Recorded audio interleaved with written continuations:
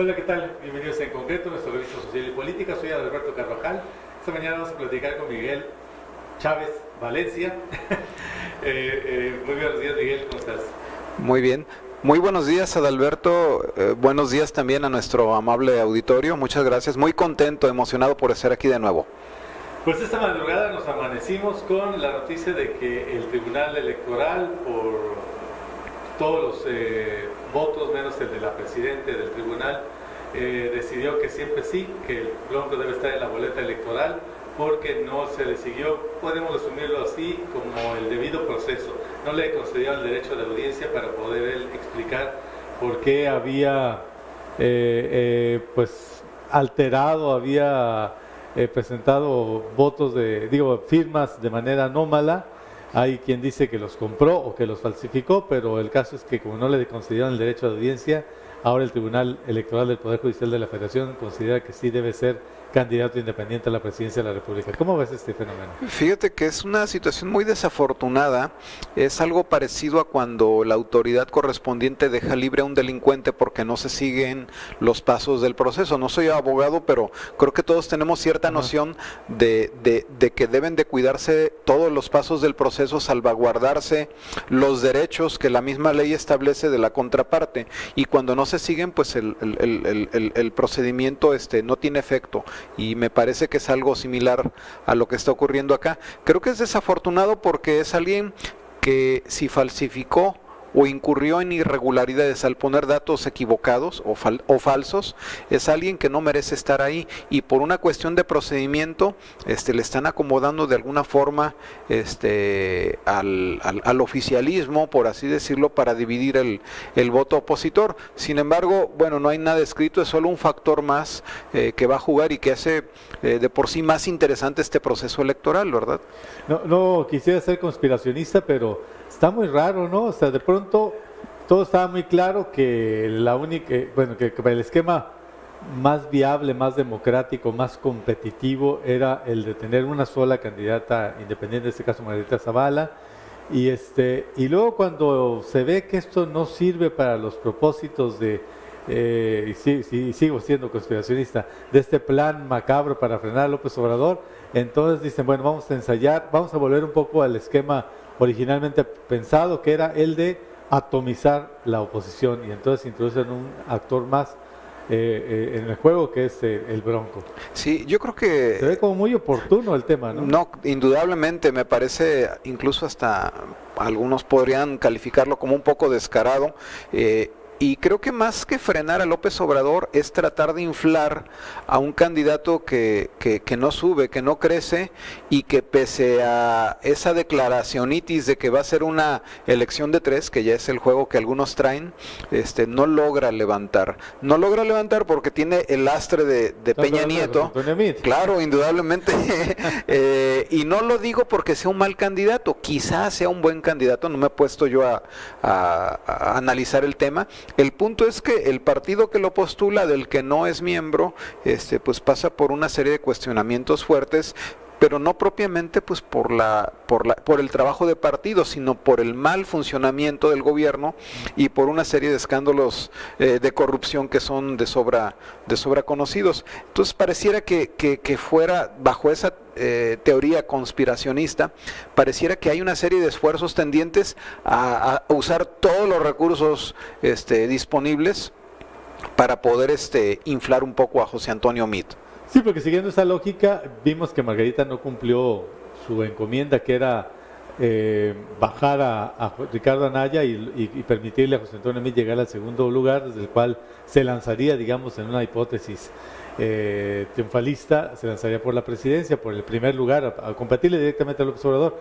No ocurrió, se quedó Meade en el tercer lugar, sí. Ricardo Anaya se mantuvo, pues esa campaña tan intensa que le hicieron para desacreditarlo, y Margarita Zavala pues no cumplió esa función. A ver si ahora lo logra el Bronco. Sí, así es. El Bronco trae un perfil pues como que más rupturista, ¿no? Más hacia antisistémico. Antisistémico, como priista, como que es una mezcla de varias cosas. Y algunos hasta ya estaban bromeando que también van a ir por Ríos Peter, ¿no? Para agregarlo, incluso hasta por Pedro Ferriz, ¿verdad? Para que también bajarle votos a los punteros. Creo que es algo que pues puede ir calificando o puede ir explicando cómo va a ser el desarrollo de la jornada electoral. No hay nada definitivo, pero sin embargo estamos viendo que se están viendo bajo esa teoría conspiracionista, si es que existiera o cobra solidez, que se están usando diferentes recursos y medios para que los punteros bajen. Y deja muy mal parado al tribunal. Yo creo que por eso la presidenta se abstuvo, ¿no? O votó en contra. Deja muy mal parado al tribunal, que va a ser el árbitro máximo de esta contienda, y ya desde este momento lo pone en una posición moralmente cuestionable. Alguien escuchaba varias entrevistas en las primeras horas de la mañana, y algunos coincidían en que todavía quedaba un mecanismo judicial para dejar fuera al Bronco, que ya ni su estado lo quieren de regreso, ¿no? Y es que todavía la Profepa, es la Procuraduría de Delitos Electorales, ¿qué se llama? ¿La FEPADE? La FEPADE, estoy pensando en otra cosa. En la FEPADE, la Fiscalía especializada en Delitos Electorales es la FEPADE. Todavía le tiene abierto un expediente por delitos electorales, precisamente por haber falsificado y alterado las firmas que necesitaba para inscribirse como candidato independiente. Pudiera ser esa una salida. Yo creo que también es la válvula de seguridad por si no funciona el Bronco, por si da mucha lata. Sí, por si su discurso no corresponde a los requerimientos de quienes detentan el poder o impulsan al candidato oficial, seguramente le van a apretar las tuercas y posiblemente le llegaran a aplicar eso, ¿no? Y deja muy mal parado, insisto, el tribunal. Y fíjate que no solo al tribunal, a la autoridad electoral en general, porque es como cuando la crisis por la violencia, por la inseguridad afecta a las instituciones, los afecta en general. Es como cuando la corrupción, por los escándalos que se han dado a conocer y los que corren en Radio Pasillo, afecta a los políticos y a los partidos en general. En este caso también afecta al IFE, aunque el IFE directamente no tenga ahí nada que ver, ¿no? Es algo que cuestiona de alguna forma al proceso, es un puntito ahí, un negrito en el arroz, por así decirlo. Ya le están de hecho devolviendo la responsabilidad al INE y diciendo que si hubiera presentado pruebas más sólidas de que estas firmas eran ilegítimas, no habrían tenido la necesidad los magistrados de darle el pase al Bronco. Y pues bueno, al final de cuentas yo creo que ellos van a ser los paganos, ¿no? Los consejeros electorales, sí, pues, decir que no siguieron el debido proceso. Sí, les van a regresar la bolita, ¿no? Así como cuando la Procuraduría, en un asunto de seguridad, en una situación específica, le regresa a los policías que van ahí a levantar las pruebas, y dice que precisamente no documentan, o la información o las pruebas no las observan adecuadamente, pues el proceso viene viciado de origen.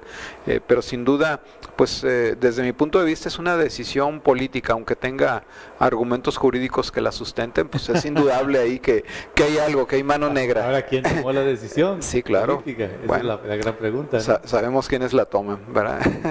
Esto va a revivir también la polémica. No he escuchado a López Obrador, pero seguramente, escuché a Tatiana Cloutier, pero en algún momento alguien va a reclamar. Se van a pronunciar. ¿Dónde quedó la promesa del presidente Peña Nieto de no meter las manos al proceso? Sí, así es. Pues bueno, imagínate, si Peña Nieto mete las manos, aquí el gobernador también las está metiendo, ¿no? El mismo día del arranque de la campaña de José Antonio Meade, fue a un evento al Comité Estatal del Partido y ahí se pronunció de que a favor de Meade, en el sentido de que las propuestas de Meade eran las mejores para la gente, algo así comentó.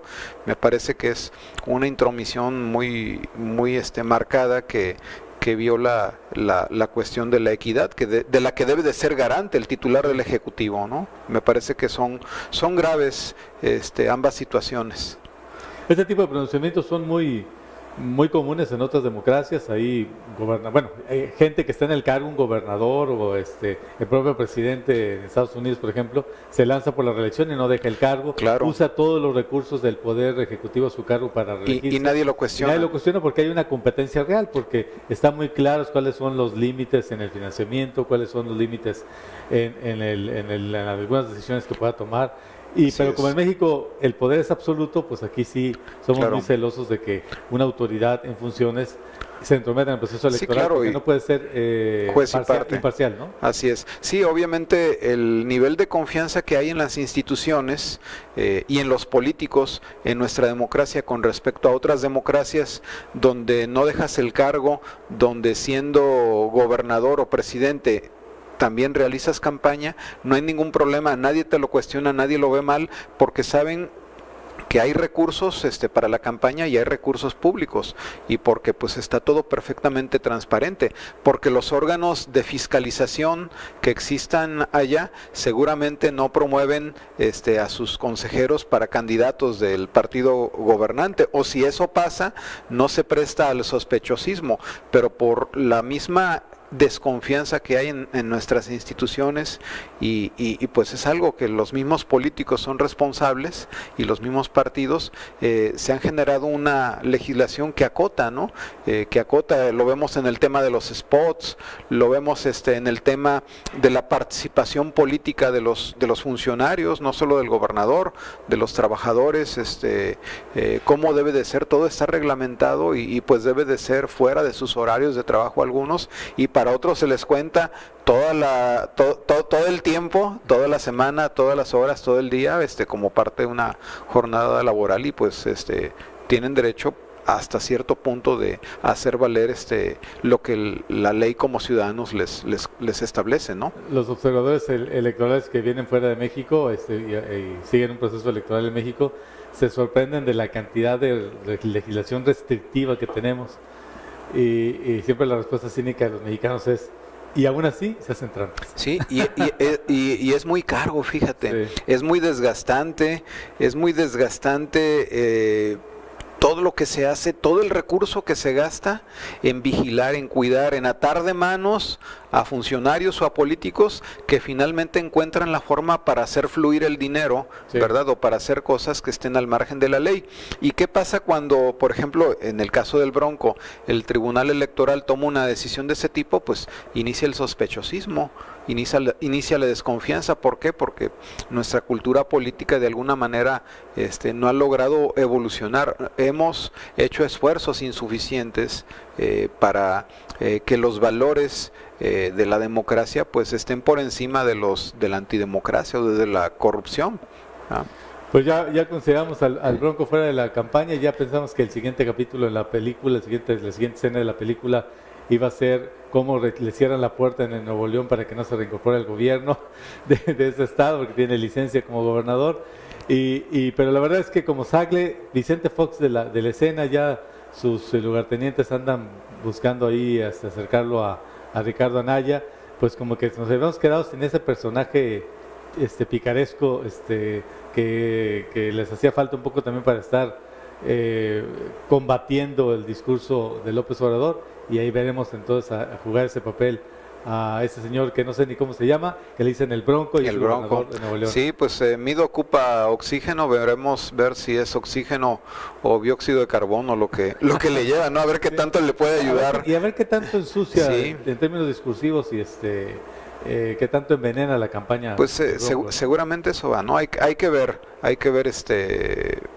cuál es el papel precisamente que va a jugar, pero finalmente el sospechosismo sobre la dispersión del voto opositor pues es muy marcado.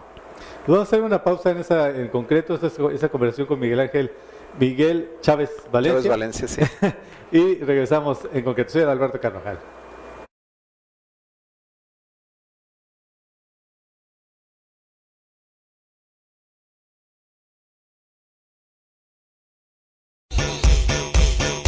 Tú escuchas Radio Fresca, Fresh Radio.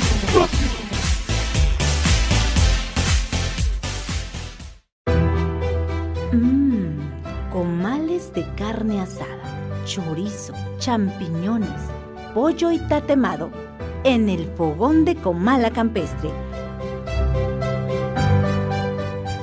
Desayuna o almuerza con nosotros de 8 de la mañana a 1 de la tarde.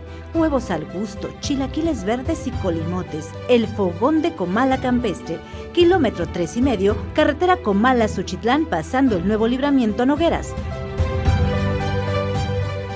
Chicharrón en salsa verde y roja, quesadillas y sopes, flautas, enfrijoladas, enchiladas suizas y más. Descansamos los martes, el fogón de Comala Campestre.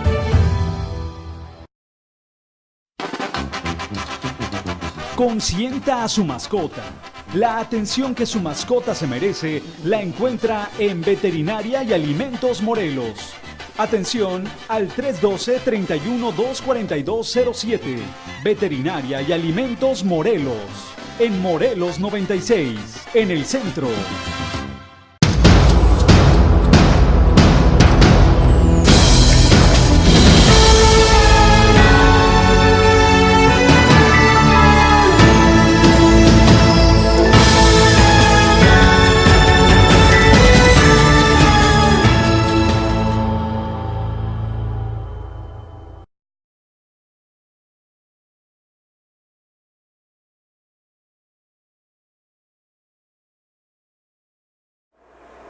Regresamos en concreto, soy Adalberto Carvajal, estamos platicando con Miguel Chávez Valencia. Es Miguel Ángel Chávez Valencia. Miguel Ángel, sí, de las dos formas. Y bueno, pues en los últimos días también conocimos una noticia de cambios en el gabinete, que por alguna razón, una lectura que se puede hacer es que esto tendrá implicaciones para el proceso electoral. Me refiero a la renuncia, destitución, no quedó muy claro ahí Cese. si se va por la fuerza o infracción. o qué fue. Digamos que le quitaron las placas a la secretaria de Movilidad, Gisela Méndez. Le quitaron las placas y le negaron el permiso provisional de circulación. Bueno, obvio que no siquiera le dan un cargo de consolación. No, de momento no. Bueno, es que ella ha fungido en esa área. Creo que ha demostrado ser una estudiosa del tema. Sin embargo, lo que le ha faltado, y no soy quien esté descubriendo el hilo negro, lo has escrito muy bien tú y otros más, le ha faltado mano izquierda. Ajá. Le ha faltado tacto para trabajar, para negociar con un sector que es de los más duros, de los más rudos incluso, que de alguna forma ese sector ha sido fundamental en la estructura del partido oficial. Y creo que coinciden varias cosas.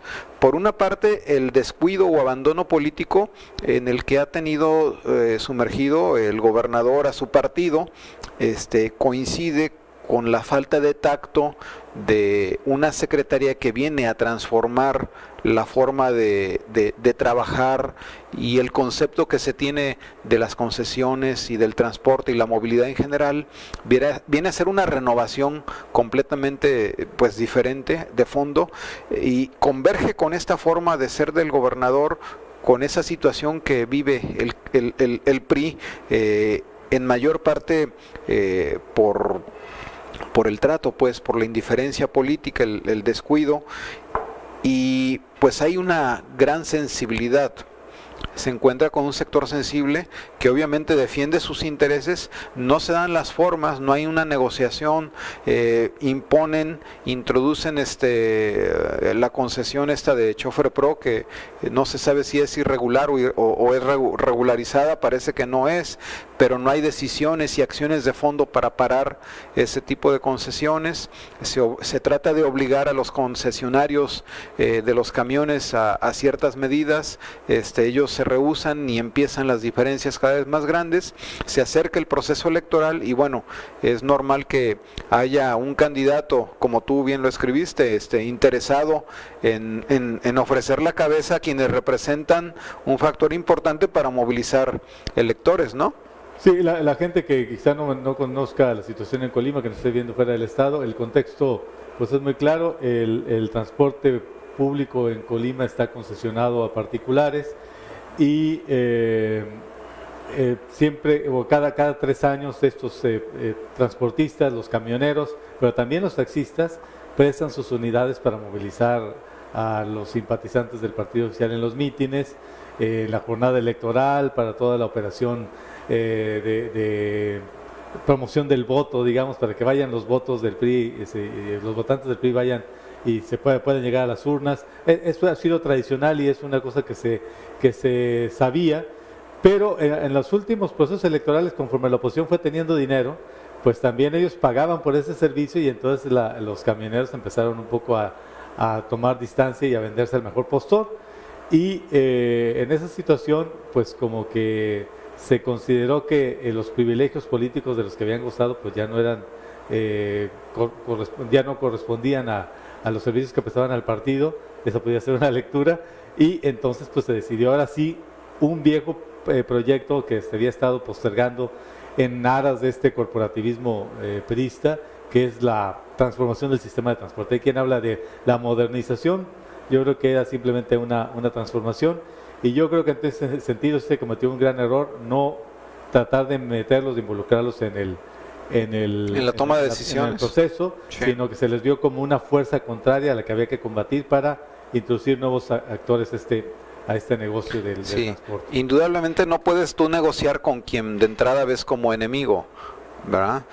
Y más en la dinámica de los transportistas y sus liderazgos, de trato rudo, y más en las postrimerías de un proceso electoral donde el PRI va en seria desventaja. Entonces, si estás viendo que recurren a toda clase de medios y recursos para tratar de proyectar a sus candidatos, tanto federales como locales, pues era obvio que el hilo se iba a reventar por lo más delgado, ¿no?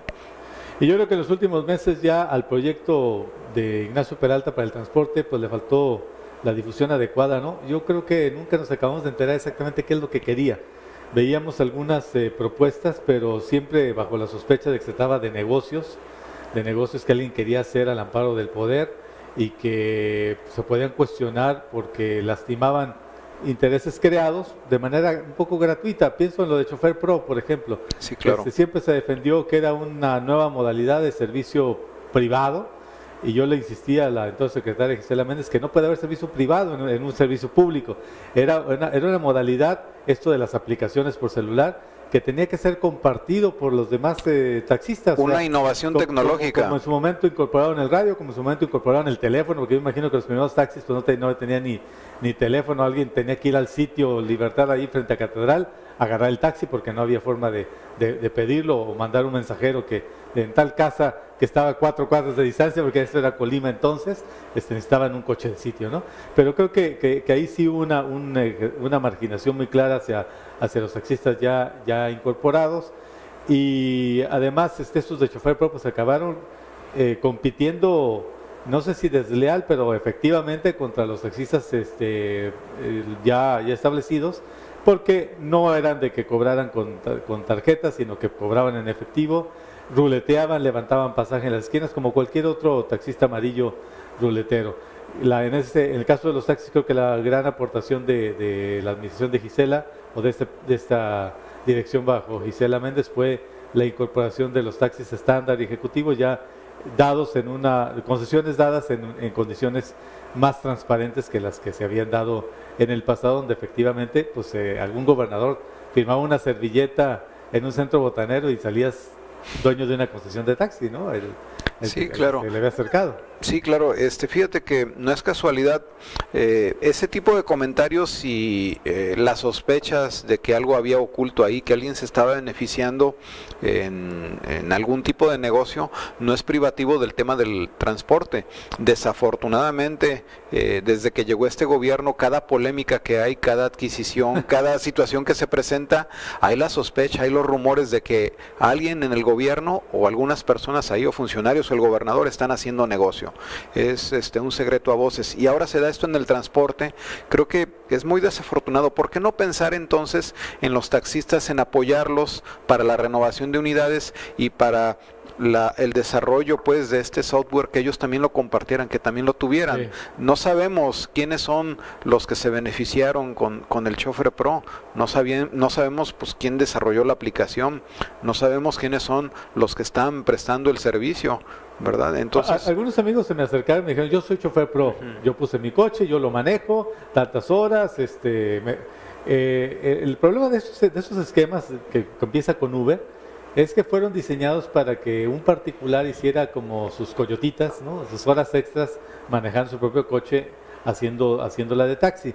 Pero en México, donde hay de pronto desempleo en un sector profesional, pues mucha gente que estaba en la burocracia, que estaba ya jubilados incluso, pues decidieron tomarlo como una forma como una fuente de ingresos, ¿no? Como una actividad de tiempo completo, y entonces veíamos a los chofer pro pues ya no haciendo las horas nomás los viernes y los sábados que se requieren unidades extras para mover a la gente en los bares, sí, sino claro, haciendo de 8 de la mañana a 8 de la noche como cualquier otro, sí, claro, otro taxi. y como son difíciles de identificar, Sí. porque son automóviles de uso particular, pues en el esfuerzo por meter orden cayeron en más desorden, siento yo, y eso generó más inconformidad y diferencias. Y a mí me decían, yo soy chofer pro, no somos una empresa foránea, no es una transnacional que llegó a Colima, somos gente de Colima, y me daban nombres de algunas personas que estaban ahí. Sí, pero la pregunta no era quiénes están operando o quiénes bajaron la aplicación y están participando de este sistema, sino quién trajo la aplicación, y en todo caso quién bloqueó que llegara Uber o Cabify o cualquier otra de esas empresas que desarrollan el mismo modelo de negocio. El mismo servicio. Porque lo que vimos fue eso, que llegó una empresa que yo no conozco en ninguna otra parte del país, Chofer Pro, entiendo creer que es una especie como de empresa criolla, y no llegaron las demás. Sí, pues veremos qué pasa al respecto, veremos qué es lo que el nuevo secretario trae planeado, veremos si en realidad es un experto, y también qué tan dispuesto está a negociar y a sentarse a dialogar bajo nuevos esquemas. También es cierto que los transportistas pues deben de tener una actitud más abierta, se les tiene que escuchar indudablemente, sean los propietarios o así sea propietario de uno o quien está ahí sentado, representa a los demás. Creo que también descalificarlos de esa manera no tiene sentido, pero porque sí. había una crítica de una persona muy cercana a Gisela Méndez. Sí, claro. Que, bueno, de hecho es una periodista, es una colega, Berta Reynoso, que entiendo su hermana, y ella decía, de los que están ahí en la foto con el gobernador, ninguno tiene más de 3 concesiones. Entonces, ¿con qué representatividad hablan? Bueno, si los eligen en un proceso ahí en su organización, pues esa es la representatividad. Creo que la molestia de Berta tiene sentido en la forma pues del trato, ¿no? Porque pues se sacrifica a alguien muy cercano al gobernador, que venía trabajando, incluso un tiempo trabajó con él en el ayuntamiento. Es alguien que salió de Colima, que fue a otra institución o organización fuera del estado a trabajar, y bueno, vino con más información, vino con más experiencia, sin embargo le faltó esa parte, y bueno, se reproduce un ciclo del que también ha sido cuestionado, la deja colgada, que es lo que le pasa al gobernador con muchos de sus amigos y figuras políticas cercanas. O sea, que se dan esos desencuentros, se da ese trato, ¿verdad? Ese trato que al menos no debes de dispensar, debes de tener con la gente y los políticos más cercanos a ti. No hay está imperando la arrogancia, la indiferencia y otros calificativos más que pudiéramos ponerle. Entonces hay un abandono, y eso genera molestia obviamente en alguien que es cercano a la exsecretaria. Y lo malo es que pues se va Gisela Méndez y se frustra, se trunca este proceso de modernización del transporte público. Seguimos en las mismas. Sí, seguimos en las mismas.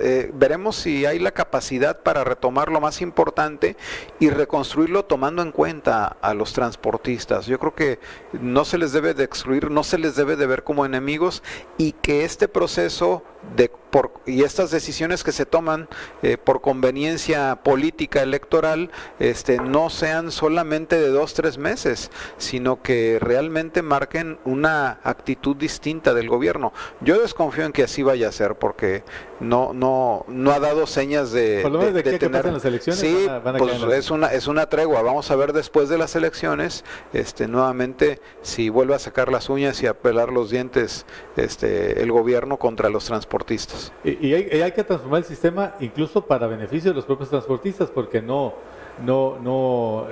están las condiciones tan favorables para ellos.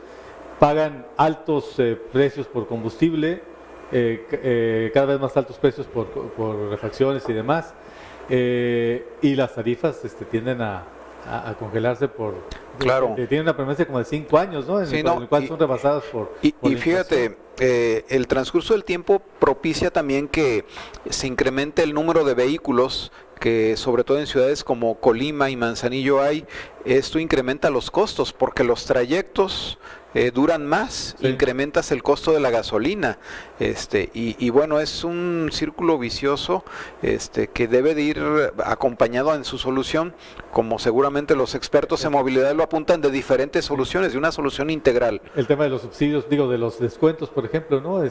Se hace descuento a los estudiantes, no sé si todos, no nada más los de la FEC, pero en general la tendencia era a generalizarlo a toda la población estudiantil, incluso desde primaria, a los adultos mayores, personas con discapacidad, y todo eso va a cargo del prestador de servicio, no hay un subsidio gubernamental. Sí, que venga del Estado, sí, entonces esos pasajes. Sí le tienen que estar poniendo. Yo creo que obviamente es negocio, si no tuvieran ellos sus camiones, pero por eso vemos que no renuevan las unidades, salvo cuando hay esquemas de financiamiento a fondo perdido, es solamente así cuando se renuevan las sí, unidades. creo que deben de establecerse mesas de diálogo para generar condiciones donde ambas partes acuerden la solución más adecuada, ¿no? Y el gobierno también debe de ser gestor de soluciones, o sea, también debe de apoyarlos a ellos, no con dinero quizás, pero sí con la gestión de créditos, el acceso a tecnologías, con compartir información sobre experiencias en otras ciudades, pero contacto. Si no se hace contacto, si no se hace teniendo mano izquierda, va a seguir habiendo enfrentamientos por mejores medidas también que se traten de son implementar. históricamente cerrados a Claro. la discusión. Yo recuerdo que alguien me platicaba de cuando el gobierno trató eso fue en tiempos de Fernando Moreno como gobernador, trataron de conciliar que se compartieran las rutas, que se alternaran las rutas más rentables con las rutas menos rentables, para que a todos les tocara, pues en algún día de la semana operar una de las rutas que sí dejan dinero, y otro día de la semana pues operar una ruta que es más bien deficitaria. Fue un problemón porque obviamente los que tenían las rutas más rentables no querían perder esa exclusividad, y los otros sí estaban dispuestos a entrarle, y bueno, finalmente se logró. No se logró la unificación del transporte en una sola empresa, creo que todavía hay por ahí 2-3 cooperativas, pero los usuarios seguimos compartiendo un sistema obsoleto donde, por ejemplo, no hay transbordo, donde el transporte suburbano, que ya debería ser metropolitano y que debería ser un solo sistema de transporte, que tú vienes de Comala a Villa de Álvarez, Colima, o a Cuauhtémoc o a Coquimatlán, que es toda la zona metropolitana, en un mismo sistema de transporte, con un mismo boleto te subías y te bajadas de las unidades. Que compres tu abono, ¿no? Sí, como en Orlando, en otras ciudades te dura sistemas 10 horas, ¿no? de metrobuses o alguna cosa parecida que fuera por toda la anillo de circunvalación. Todo ese tipo de cosas no las hemos, no hemos transitado a ellas, para perjuicio también de los usuarios que tienen que recurrir con mucha frecuencia al taxi, pagando 5 veces más de lo que cuesta el pasaje en camión, porque no hay rutas que te lleven te acerquen a tu destino. O cumpliendo tiempos de 40 minutos o más en zonas de Colima, ¿no? Del área de Colima La Villa, que no es tan grande como para que puedas hacer tanto tiempo, ¿no? Entonces yo creo que eso también afecta a los mismos choferes que van en condiciones de calor, sin un autobús con aire acondicionado, sin un asiento cómodo. O sea, es algo que debe de verse también por el beneficio de los mismos trabajadores. Y ahí retomo el tema. No puedes ver a los concesionarios como adversarios. O sea, debes de poner gente ahí que tenga el carácter, la experiencia y sobre todo la sensibilidad para sentarse con ellos. Y finalmente hay que recordar que esos concesionarios de un servicio público, ese servicio de transporte, debiera prestarlo el Estado, es una obligación del Estado, y lo concesiona por razones prácticas, pero entonces debe ver a los concesionarios como sus socios, como sus aliados y no como unos competidores, como unos enemigos. Así es. Que es como se les vio en esta primera parte del régimen. Vamos a hacer una pausa en esta conversación con Miguel Chávez Valencia y regresamos en concreto. Soy Adalberto Carvajal.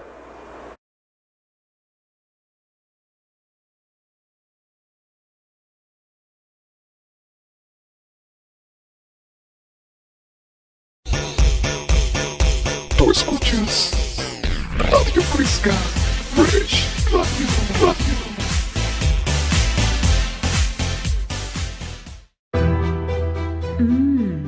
Comales de carne asada, chorizo, champiñones, pollo y tatemado en el fogón de Comala Campestre.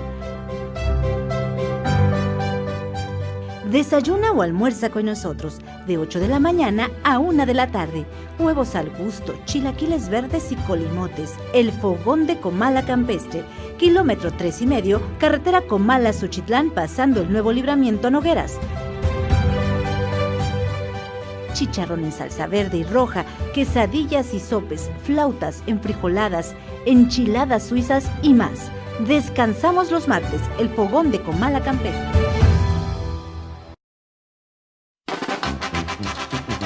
Consienta a su mascota. La atención que su mascota se merece la encuentra en Veterinaria y Alimentos Morelos. Atención al 312-31-24207. Veterinaria y Alimentos Morelos. En Morelos 96, en el centro.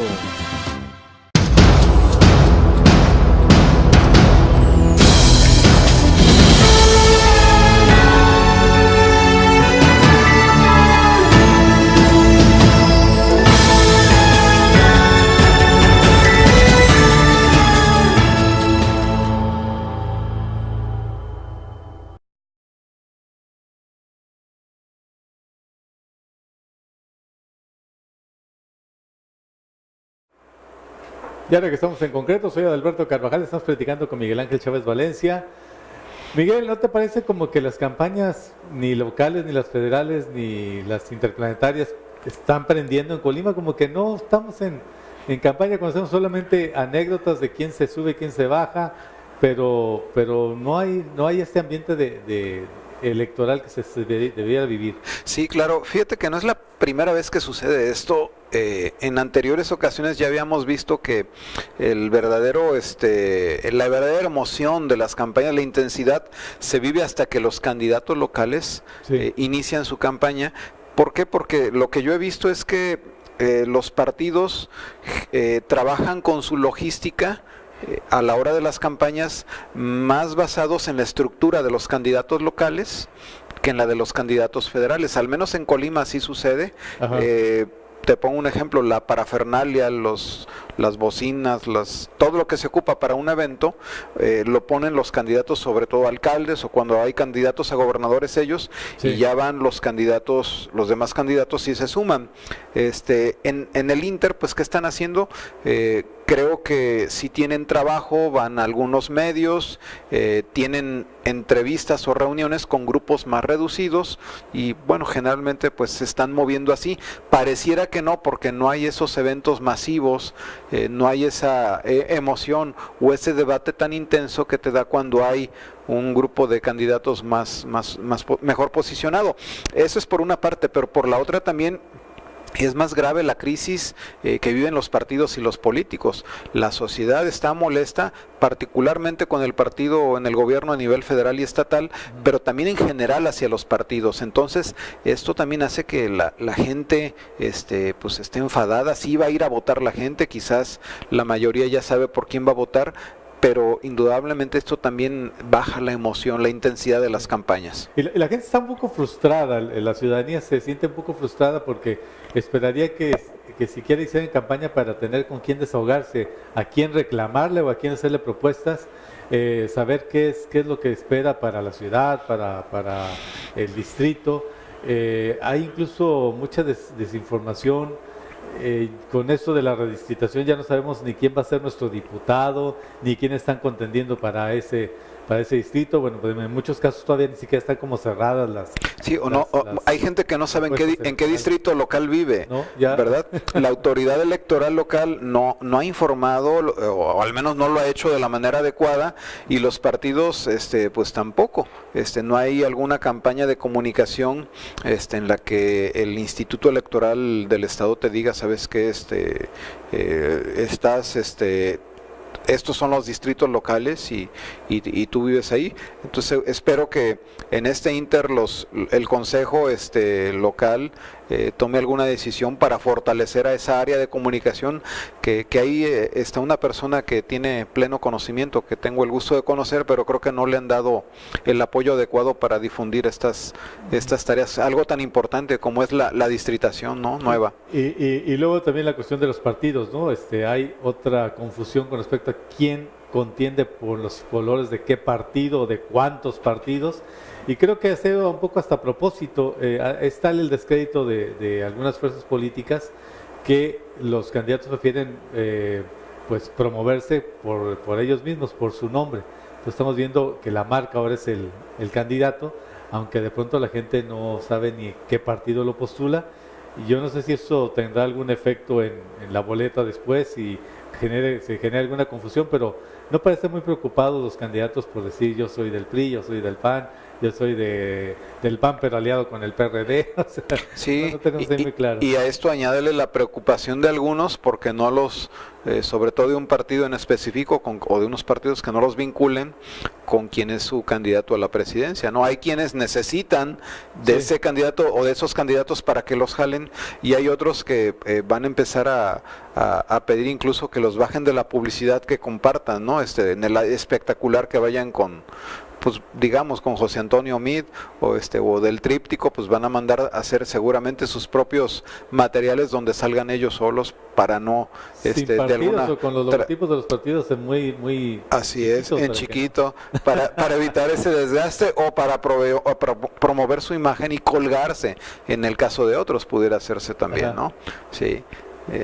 Porque pues sí hay de pronto colores impresentables, ¿no? O sea, yo creo que las marcas más acreditadas, pues la del PRI, pero la del verde que se propone como la alternativa del PRI, pues tampoco está muy bien. Fíjate que el verde, ¿cómo va a estar bien? El verde se ha preocupado por otras cosas. El verde en Colima se ha preocupado por hacer ese trabajo que el PRI con el gobernador y Rogelio Rueda dejaron de hacer. Ajá. O sea, yo no he visto, por ejemplo, decisiones o acciones contundentes del verde en dos casos graves. Por ejemplo, el de la laguna del Valle de las Garzas. Que tiene que ver con su agenda ambiental. ¿Cómo es posible que hayan permitido la presidenta municipal, en ese entonces Gabriela Benavides, y Virgilio Mendoza, su padrino y mentor político, que sucediera lo que pasó con la laguna, sí, que muriera la laguna, ¿verdad? ¿Y cómo puede ser posible que también permanezcan mudos ante todo lo que está sucediendo en el Ecopark, que no ha cumplido las expectativas con las que llega, con las que se hace ese negocio?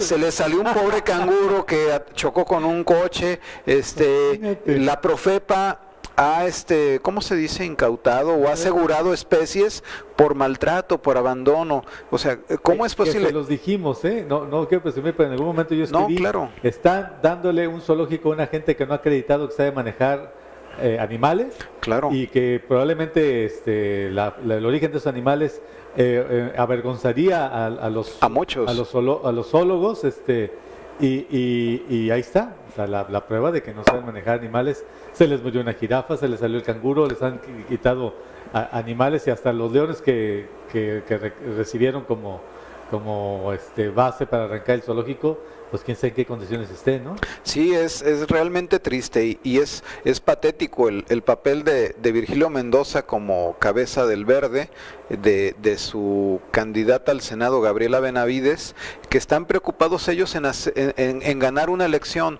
y el tema del Verde pues es solamente una bandera social que en realidad no viven, ¿no? No veo yo ahí que haya una razón ecologista, y hay solamente una conveniencia política. Y es una conveniencia política en la que ellos tienen una gran oportunidad ante el escaso trabajo, o no dudo de la capacidad de Rogelio Rueda, pero sí del margen de acción que le permitió trabajar. Pues resulta que ves más activo a Virgilio Mendoza sentándose a platicar con priistas que el mismo Rogelio Rueda, ¿no? Entonces anda muy ocupado en esa tarea desde hace meses o años, y los temas ambientales pues están guardados ahí en alguna carpeta de su credencia, ¿no? O de alguna caja de archivo. Y es que incluso a nivel nacional el Partido Verde dicen que ni es partido, ni es verde, ni es ecologista, ¿no? Así es, ¿no? Es una franquicia. En México, en Colima, pues es una franquicia de un partido que ha servido muy bien para desahogar incluso temas, conflictos nominales, posteriores a la postulación de candidatos en el PRI, pues luego lo resuelve el Verde, con candidaturas alternas, o viene a reforzar, o le permite a expriistas o no priistas ser candidatos del oficialismo con los colores del Verde. Ha sido muy funcional, pero en general nada que ver con el tema ambientalista. Sí, claro, ese ha sido su papel. Incluso pasan por encima del nombre o del trato que debe de haber hacia sus mismos dirigentes.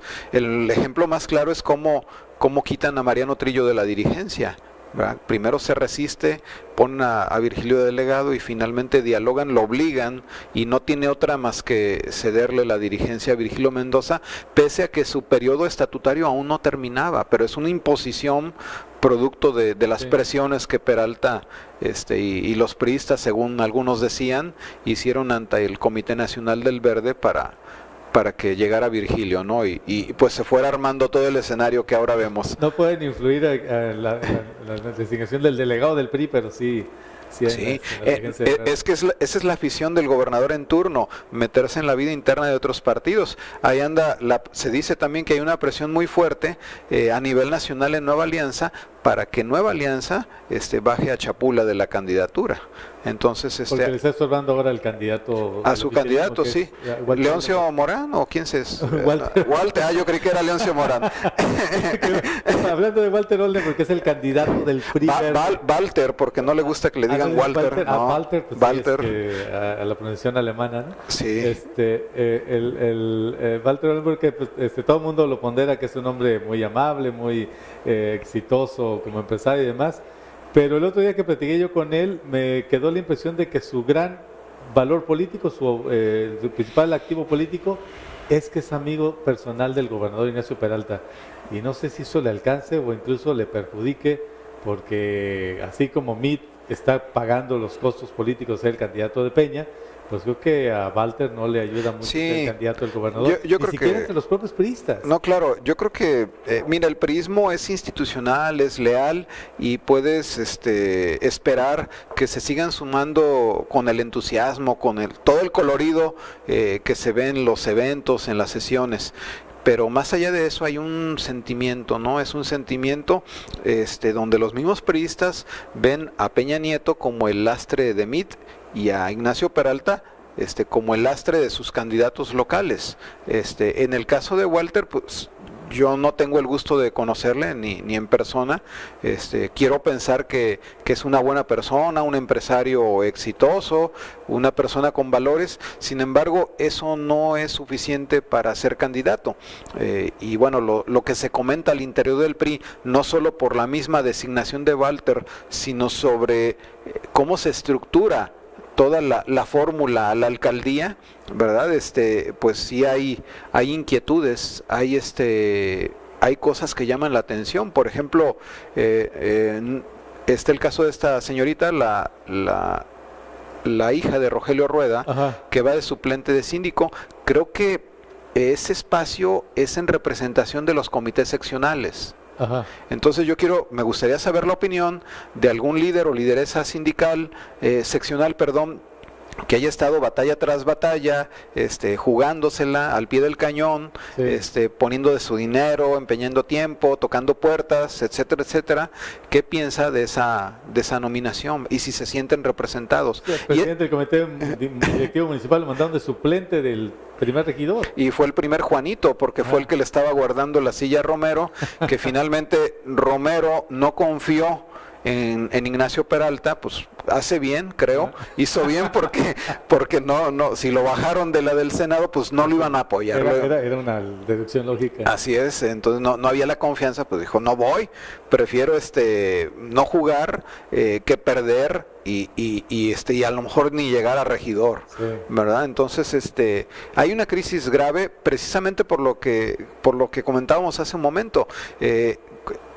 Es normal el desgaste en el PRI, estar en el gobierno desgasta, pero me parece sumamente grave no ese desgaste, sino que los políticos le hayan apostado a ganar Ajá. a partir de operación política, comprar conciencias o voluntades o hacer aliados en otros partidos que en ponerse a trabajar en el propio.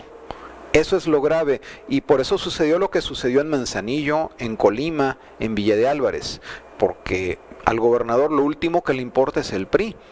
Él piensa más y le interesan más sus aliados, y su partido ha pasado a segundo término, ¿no? Y si no, pues pregúntale a los propios priistas qué piensan de esa situación, ¿no?